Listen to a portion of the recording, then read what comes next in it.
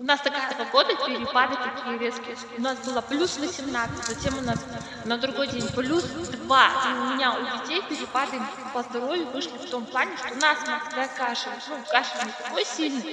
И знаете, меня что рада, что у меня есть клеточное питание, которого я люблю сама, кормлю этим детей, и мы гуляем, мы наслаждаемся. Я не думаю, что на улице так холодно, и у меня ребенок еще больше заболеет. Нет, профилактируйте здоровье своих детей заранее.